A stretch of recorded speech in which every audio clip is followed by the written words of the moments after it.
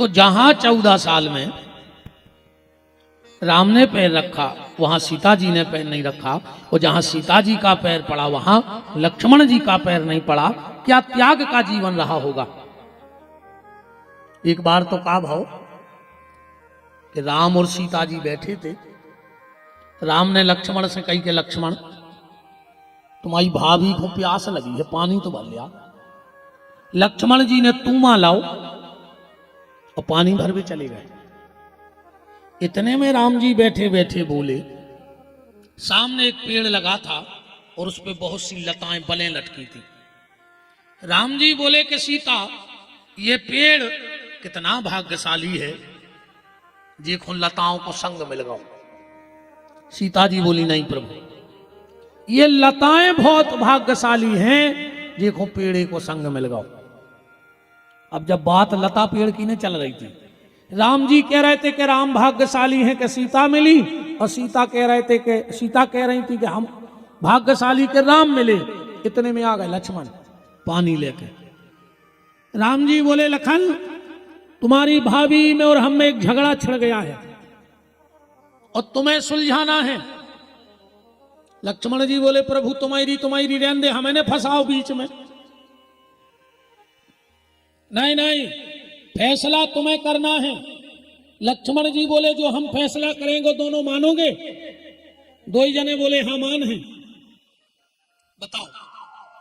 लक्ष्मण जी बोले बताओ क्या बात है। राम जी बोले कि ये पेड़ भाग्यशाली है जिसको लताओं का साथ मिला। सीता जी बोली नहीं भैया, ये लताएं भाग्यशाली हैं, देखो पेड़ को संग मिलो। लक्ष्मण जी बोले तो हमारी सुन ले, ये पेड़ भाग्यशाली नहीं है।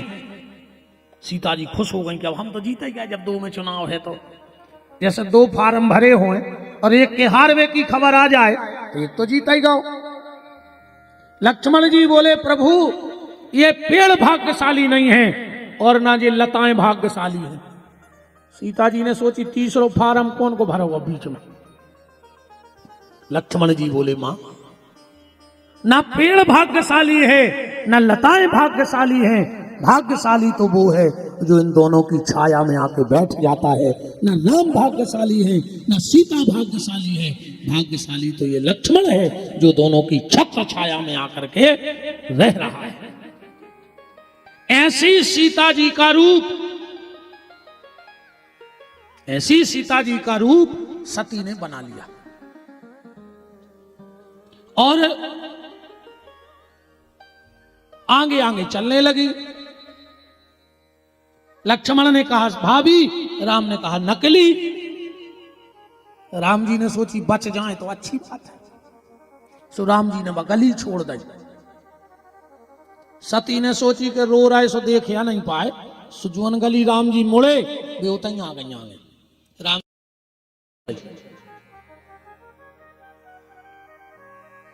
सती उते प्रकट हो गई। जब 2-3 बार ऐसो भाव, राम जी ने सोची अब नहीं बच रहेंगे।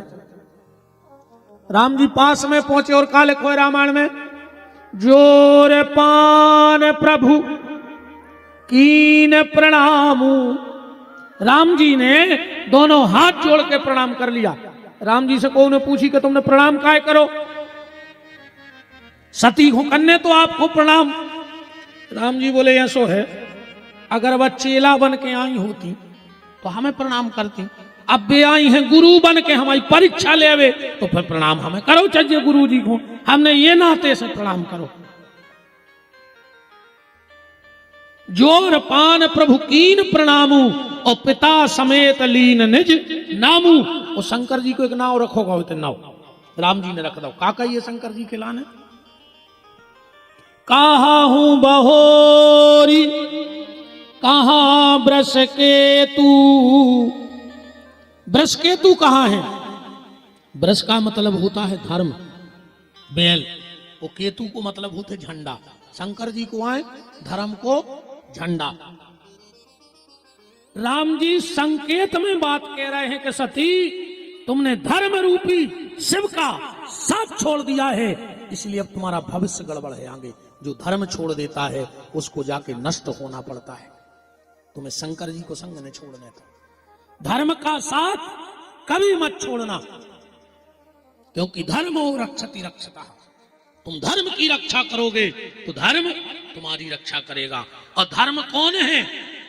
राम ही साक्षात धर्म है, भगवान ही धर्म है। इसलिए कभी धर्म को मत छोड़ना। धर्म से दूर जाओगे तो गड़बड़ हो जाएगा। कैसे? बात को ऐसे समझ लो, राम जी ने धनुष तोड़ो, रामायण तो तुम्हारे सब पढ़ा था, खूब सुना तुम। राम जी ने धनुष तोड़ा और तोड़ के फेंक दिया। एक राजा गांव खिसकते वो धनुष के, धनुष से बोलो काय रे, अगर हमसे टूट जाते तो हम गांव में तुम्हारी मड़िया बनवाते, तुम्हें कुल देवता बना के पूजते। सो धनुष बोलो तुम्हें दिक्कत का है? अरे बोले राम ने तोड़ो और पांव में फेंक दो। धनुष बोलो के सुनो तो, राम जी ने हमें तोड़ के बहुत अच्छा करा। बोले का है? बोले पहले हम बहुत परेशान थे, पर राम के चरणों में का है, सुखी मीन तेहि नीर अगाधा, और जिम हरि शरण न ये कहू बाधा, हमारी सब बाधा दूर हो गई। बोले तुम टूट गए? धनुष बोलो हम भली टूट गए। मतलब धनुष कह रहा है हम भले टूट गए, पर सीताराम तो जुड़ गए कि नहीं जुड़ गए? अगर हमने टूटते तो सीताराम कैसे जुड़ते? हम भली खंड खंड हो गए, पर सीताराम तो अखंड हो गए कि नहीं हो गए? बोले मनो राम ने तुम्हें तोड़ दो। धनुष बोलो को फालतू बदनाम न करो राम जी को, हमें राम जी ने नहीं तोड़ो। बोले प्रमाण? छंद में लिखो है, काहू न लखा देख सब ठाणे। टूट तो को नहीं देखो कि कैसे टूट गो। इतो भर पता है कि लेत चढ़ावत खेचत गाड़े, अकाहू न लखा देख सब ठाणे। तो राजाओं ने कही फिर तुम कैसे टूट गए? धनुष बोलो हम अपनी गलती से टूट गए। और धनुष कह रहा है कि जो गलती हमने करी है बस संसार में कोई न करिए, न तुम भी टूट जाओ। जो गलती धनुष ने की है वो गलती तुम भी मत करना, वरना तुम भी टूट जाओगे। धनुष ने क्या गलती करी? धनुष कह रहा है हमारे हाथ देख लो, जो धनुष मान लिए राम जी ने ऐसे उठाओ हुज्जे कि नहीं उठाओ हुज्जे, ऐसो खेचो हुज्जे टोरवे की लान, ऐसे खेचो हुज्जे। धनुष बोलो जाई गलती हो गई। बोले का? बोले जब राम ने उठाओ हम राम से दूर चले गए, और डोरी राम जी के हृदय के पास आ गई, तो डोरी नहीं टूटी, हम राम से दूर चले गए सो टूट गए। बोलो वृंदावन बिहारी लाल की। जो राम से दूर जाएगा उसे टूटना पड़ेगा, और जो राम के नजदीक रहेगा वो नहीं टूटेगा। इसलिए धनुष की डोरी टूट गई, नहीं टूटी, और धनुष टूट गया। यही भगवान शंकर का चरित्र चल रहा है। राम जी सती से कह रहे हैं कि कहाँ हूं बहूर कहाँ ब्रस की। सती बोली कि तुम हमें पहचान कैसे गए? जा बताओ, तुम हमें पहचान कैसे गए? राम जी बोले कि सब तुम्हारे पति की कृपा से पहचान गए। बोले हमारे पति की कृपा? बोले हाँ, शंकर जी की कृपा से। कैसे? राम जी बोले तो सुनो, एक बार तुम्हारे पति देव भोलेनाथ ने कैलाश पे सब देवताओं को न्योतो करो, निमंत्रण हुआ सब देवी देवताओं का, तो सब देवता आए, भंडारो चल रहा तो 5 बजे तक को कार्यक्रम है, तो 4:30 बज गए। सबने देखो कि भगवान विष्णु नहीं आए अकेले, ब्रह्मा पहुंच गए, 10 दिक्पाल सब पहुंच गए, विष्णु नहीं आए। तो खुसर फुसर होने लगी कि विष्णु नहीं आए। तो कछु देवता बोले कि वे ऐसे नहीं आए होंगे, बेका तुमसे कमियां हैं, भैया सोचा जे को नहीं हो तो काय को स्वीकार कर। शंकर जी बोले ऐसा हो नहीं सकत मनो कि नारायण को घमंड आ जाए। पर बीच बारों ने और कान भरे। शंकर जी ने सोची हम पूछें जरूर आज आए काय नहीं। तो शंकर जी जा रहे थे बैकुंठ की तरफ, और जैसा ही कैलाश उतरे सो का देख रहे हैं कि एक गैया बी रही है कैलाश में, ध्यान से सुन जाइए बात, एक गैया बी रही है और बछड़ा उल्टा फंसा है, और भगवान नारायण पूरे गौ मूत्र गोबर में रक्त में छपे हैं और वो बछड़ा को सुलझा रहे हैं। शंकर जी खड़े खड़े देखत रहे। जैसे ही उस बछड़े का जन्म हुआ, भगवान शिव पहुंचे, कहा नारायण आप कब के आए? बोले भोलेनाथ हम तो बिल्कुल सवेरे ही आ गए थे। बोले फिर तो भोजन करवे काहे नहीं आए? बोले हम ऐसे नहीं आए कि ये गौ माता बड़ी तड़फ रही थी, इसका बच्चा गर्भ में उल्टा फंसा था, सब तो लगे थे देवता भोजन करवे में, पर हमें भोजन से ज्यादा ये गैया की सेवा थी, इसलिए हमें पता था कि हम आपको बाद में मना लेंगे, आपसे क्षमा याचना मांग लेंगे, आज नहीं तो कल आपके यहां आ जाते, कल ना आते तो कभी भी आ जाते। पर भोलेनाथ अगर इस बछड़े को और गैया को कुछ हो जाता तो मुझे आंखों के सामने का पाप लग जाता। भगवान शंकर ने नारायण का पकड़ा हाथ, और जहां सब देवता बैठे थे उते कुर्सी रखे, और भगवान शंकर ने उठाया टीका और तिलक लगा दिया और कहा नारायण आज से ये मेरी गौशाला मैंने तुम्हें दान में दे दी। शंकर जी ने अपनी गौशाला नारायण को दान में दे दी। शंकर जी की गौशाला का ही नाम गौलोक धाम है, जहां नारायण रहते हैं। गोलोक धाम जो है ना, वो भगवान शंकर की गौशाला है, और उस गौशाला को तोहफे में भगवान शिव ने नारायण को दे दी, और सिर पे हाथ रख के नारायण के कहा नारायण जाओ, आज इस गौ माता की कृपा से हम तुम्हें आशीर्वाद देते हैं, तुम्हारे सामने कभी किसी की माया नहीं चलेगी, किसी का छल नहीं चलेगा, तुम सब पे भारी रहोगे, तुम्हें भूत भविष्य वर्तमान का ज्ञान हो जाएगा। तो आज राम जी कह रहे हैं कि माता तुम्हारे पति के कारण ही मुझे ये ज्ञान मिला है कि तुमने इतनी माया की कि मेरी पत्नी बन के आई, पर मेरे सामने माया नहीं चलती, इसलिए तुम्हें मैं पहचान गया। गौ सेवा के कारण ही। अब हमारे अध्यक्ष जी बैठे हैं, सचिव साहब, तो हम अपनी एक जानकारी दे दें तुम्हारा छोटी सी, फिर अपन विवाह की तरफ तो चला ही रहे हैं। अभी 23 फरवरी से हमारे धाम पर एक कथा हो रही है। पहले तो आप सबको कहा नहीं हो तो हाथ जोड़ कर, ठीक। अब 23 फरवरी से उस कथा का और थोड़ी सी जानकारी हम गौशाला की दे दें। हमारे जासलपुर वाली ठाकुर साहब भी बैठे हैं, इनके ससुर साहब गौलोकवासी अभी मई में जिन्होंने शरीर त्यागा, श्री डीलन सिंह जी मोठी वाले, उन्होंने 2 एकड़ जमीन हमें दान में दी फूल लाइन पर। फिर वो जमीन तो अब बहुत हो गई, अध्यक्ष जी ने भी हमारे 1 एकड़ दान की वहां लेकर के, ऐसी बहुत लोगों ने, पर शुरुआत श्री डीलन सिंह जी ने की।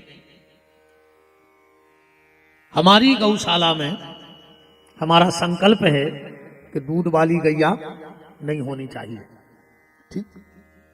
अंधी, लंगड़ी, अपंग, अपाहिज, बूढ़ी गौ माता की सेवा होती है।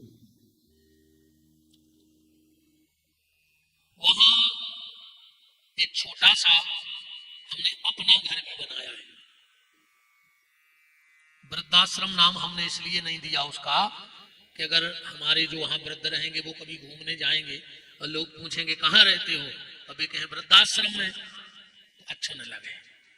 जैसे हम लोगों को नाव धरो है अपना घर, अब उनसे को पूछ कहाँ रहते, देखें अपने घर में रहते हैं, सब बात खत्म हो गई। आगे पीछे की हो गई कि नहीं हो गई, सब बात खत्म हो गई। वहां पर तीसरी व्यवस्था ये है कि हमने छोटी छोटी व्यवस्थाएं करके 10-5 लाख रुपए का टेंट वेंट कर दिया, खूब बर्तन रख दिए ले लेके, 5000 लोगों की प्रसादी, जैसी चाय बना लो। एक आध हल्के पतरी टेंट वारे के बासन कम पड़ जाए, पर गौशाला में न पड़े। हमने कल बताई थी कि जेल में ऐसे गंजा है, बिल्कुल ऊंचे ही गंजा हमारी गौशाला में है कि तुम तेल ले हो, इतने बड़े बड़े गंजे धरे हैं। वहां एक व्यवस्था हम लोगों ने ये बनाई है कि कोई भी गरीब माँ बाप अपनी बेटी की शादी करे, गौशाला से नहीं लगाते रे भैया। 41 फुट के तो अकेले शंकर जी बैठे हैं, मूर्ति बनी 41 फुट। जमान ले पंडाल 15-20 फुट, ये डबल ऊंचे शंकर जी बैठे हैं, आसन लगाए 41 फुट के। राधा कृष्ण का मंदिर है, खूब भवन बने हैं, बड़ी व्यवस्थाएं हैं, पीठाई है पूरी, बिल्कुल गार्डन से लगा था। हम तो जब व्यवस्था बनाए हैं कि कोई भी गरीब माँ बाप अपनी बेटी की शादी करे, वहां उसको 1 रुपया नहीं लगेगा। जो उसको 1,00,000 1,50,000 रुपए गार्डन और टेंट में लगता है, वो पूरी गौशाला फ्री है उसके लिए। ना लाइट का, ना पानी का, कोई व्यवस्था नहीं। आप तो जाओ, शादी करो, और बहुत निर्धन हो, इतनी भी गुंजाइश नहीं है कि तुम भोजन करा सको, तो हम उन्हें मिलकर वह व्यवस्था भी कर लेते। हाँ, भोजन पानी की भी हो जाए, राम सब व्यवस्था करा देते। अभी 23 फरवरी से हमने पंडित जी से ही बोला था, भार्गव जी से रात में दुर्गेश के यहाँ बैठे थे, वहां भी बोला था। एक कथा है हमारी, कथा तो हमारे छोटे भैया करते हैं, नवीन बिहारी। हम 2 भाई हैं, वो भी कथावाचक हैं, आप यूट्यूब पे सुनना। कथा वो करते हैं क्योंकि बड़ा कार्यक्रम होता है तो हमें व्यवस्थाएं देखनी पड़ती हैं। आप सब आते हैं तो आप सबके रुकने की, भोजन की, सब व्यवस्थाओं के लिए, इसलिए हम 6-7 दिन मंच से दूर रहते कि कथा तुम करो, हम तो व्यवस्था देखें। उसमें हम सीधा एक नियम बनाए हैं, वो तो 7-8 दिन को तो चला था भंडारो, दिन रात को, चाहे 10,000 आदमी खा जाए, चाहे 50,000। भोजन को भर को मनाने कहा ये थे। तुम्हें 2 बजे रात खाने सो मिले, 3 बजे खाने सो मिले हो, दिन भर तो चले है। कथा सुन भी आओ, कथा बिल्कुल न सुनो, तुम तो 2 टाइम पंगत करो, घरे जाओ। हाँ, मेला देखो, पंगत करो और घरे जाओ, फिर तो कथा तो सुनो भाई। इस बार 108 पंडित पाठ भी करेंगे बैठ करके मंच पे। 108 पंडित रामचरितमानस का पाठ करेंगे 7 दिन। 8 दिन का भंडारा होगा, यज्ञ भी होगा। उसका हम एक नियम बनाए हैं, आपको बता दें। हम उसमें यजमान बनाते हैं साल भर, दोनों भाई। बैठने वाले जोड़े से हम 11,000 रुपये लेते हैं। जो भी हमारे यज्ञ में बैठे थे उसे 11,000 रुपया लेते हैं। अभी काय को लेते भी सुन ले।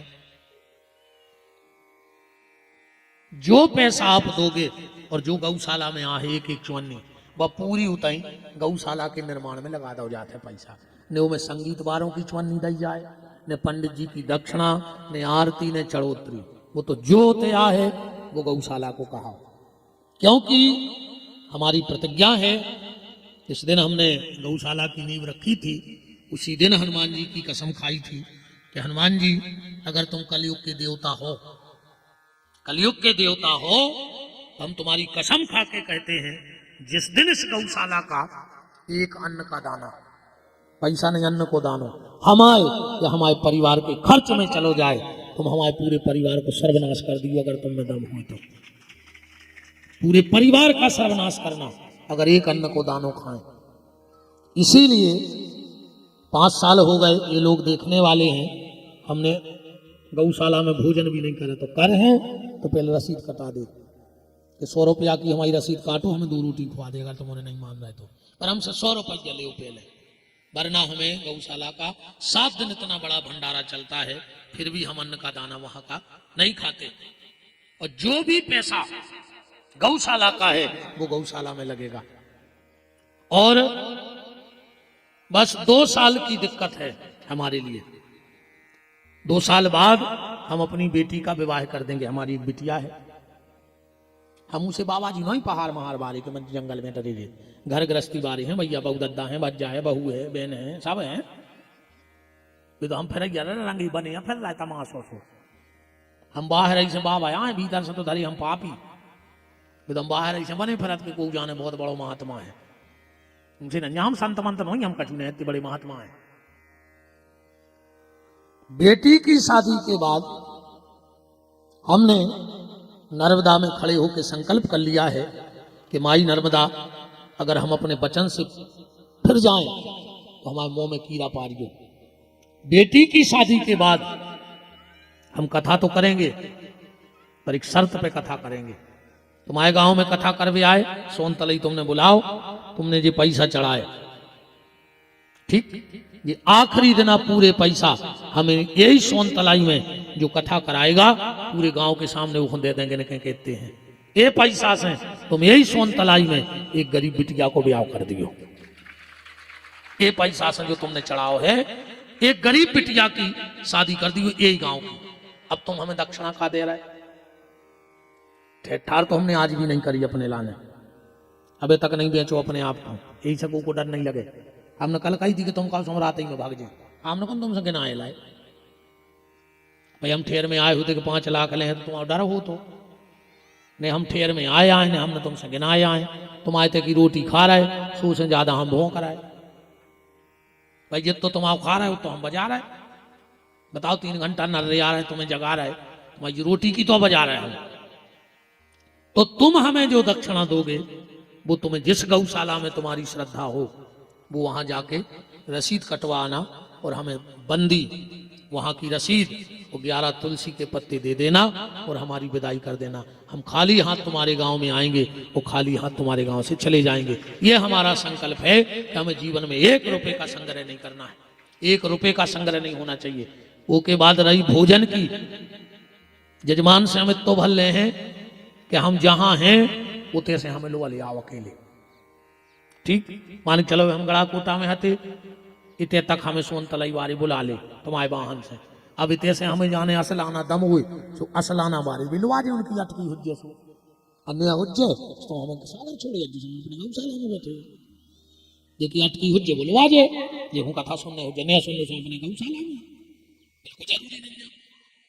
भोजन हम भिक्षा भक्ति करते खाएंगे, जिस गांव में रहेंगे 5 घर से आटा मांगेंगे, किसी के भी घर दरवाजे खड़े हो जाएंगे कि हमारी झोली में इतना आटा डाल दो कि दोपहर की प्रसादी बन जाए और शाम की प्रसादी बन जाए। इसलिए ज्यादा धन संग्रह की आवश्यकता नहीं है।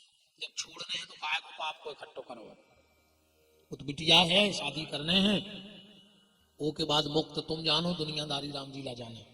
और नर्मदा में अगर ताकत है और हम अगर अपने बास से फिर जाएं तो माई मुंह में कीड़ा पारिए, हमें कथा करवे के लायक ही नहीं छोड़िए।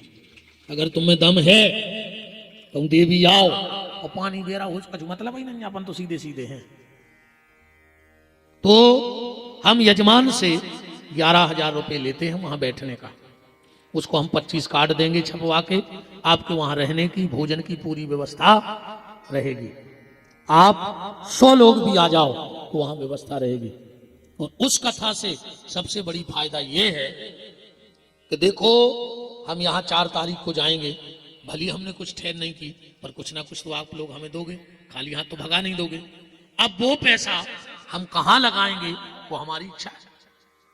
भाई हम नहीं खाए होटल को मोड़ी मोड़ा तो खाते, महाराजन चली जाते थे कब कब, अरे हम नहीं जाए तो घर की तो जात हुई, दद्दा का पूरे घर के बाबा हो गए, हम हो गए इसमें। अब वो पैसा कहां जा रहा हो वो भगवान जाने, पर उस कथा का पैसा 8 दिन का भंडारा, 108 पंडित पाठ करेंगे और तुम्हारा पूरा पैसा उस गौशाला के निर्माण में लग जाएगा। तुम तो मर जाओगे, हम मर जाएंगे, पर एक परिवार को ऐसी धर्म की बेल लगा के जाओगे कि कई पीढ़ियों गौशाला तो रहे ही। अब विपिन बिहारी मर जाए, राजकुमार मर जाए, बसंत बाबा मर जाए, कौन और राजकुमार जी होंगे, कौन और बाबा होंगे, कौन और विपिन बिहारी होंगे चलावे वाले, हमने को हमारे बेल खाए बैठे मारे हैं तो भाई। पर अब वो गौशाला कभी बंद नहीं होगी। एक पुण्य की बेल ऐसी लग जाएगी तुम्हारे परिवार को कि अगर उस 11,000 में 5 गइयों को रेवे की व्यवस्था बन गई तो कब नो बंदत रहे 5 गइयां जब नो बा गौशाला रहे। अगर आप में कोई यजमान बनना चाहे तो अभी आप अपना नाम पता मोबाइल नंबर लिखवा सकते हैं। दूसरी बात, अगर आप कुछ गौशाला के लिए दान भी करना चाहते हो तो बिल्कुल जिससे जो बने सो देना। हम व्यास गद्दी से आपको ये वचन दे रहे हैं, आपका धन गौशाला में लगेगा, विपिन बिहारी के यहां नहीं जाएगा। एक नया पैसा आपका हमारे घर नहीं जाएगा। उन बूढ़ी अपंग अपाहिज गौ माता बूढ़ों की सेवा और गरीब बेटी के विवाह में लग जाएगा। हमें लेना नहीं, और हम खा भी ले हैं तो तुम्हारी नजर से बच जाएं, हनुमान जी की नजर से नहीं बच सके, क्योंकि कसम हम उनकी खाए हैं। गौ माता का धन ऐसा होता है, शास्त्र में लिखा है कि ब्राह्मण को अगर कोई गैया दान कर देवे, बहुत ध्यान से सुनियो जितने अगर पंडित जी हरे बैठे हो तो,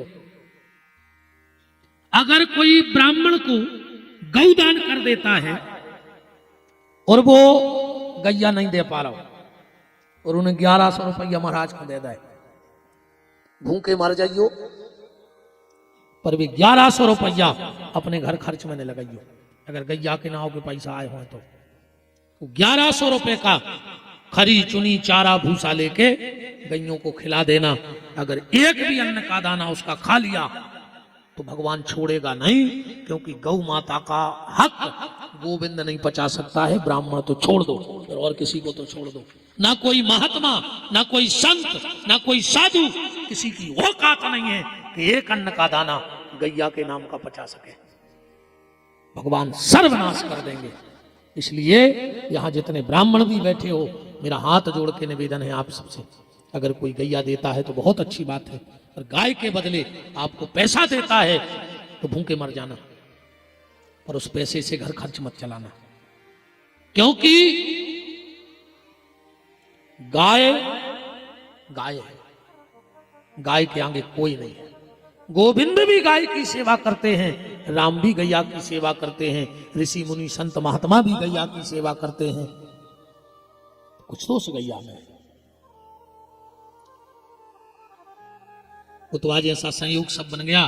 ठाकुर साहब भी आ गए, हमारी पूरी टीम भी आ गई, तो हमने अपनी बात आपके बीच में रख दी। आपको लगता है कि हम गौशाला के लिए कुछ दें तो देना, नहीं देना हो वो भी जबरदस्ती नहीं है। हाँ, अपन तो उनमें कि महाराज आए, हाँ कि मर जाऊं मांगू नहीं, अपने तन के काज, हमें मरबो स्वीकार है। और बेसाधु महात्मा भी नहीं जो 24 घंटा ऐसे ही हाथ करत रहे भी, तो आए सब भिखारी, जो काम संतों को थोड़ी आए, महंतों को थोड़ी आए कि हाथ फैलाएं, नहीं। साधु का हाथ अगर ऐसा हो गया तो वो साधु नहीं, भिखारी है। साधु का हाथ 24 घंटे ऐसा होना चाहिए आशीर्वाद के लिए कि जो गौ सेवा करे, जो गरीब की सेवा करे, वो वृद्ध की सेवा करे।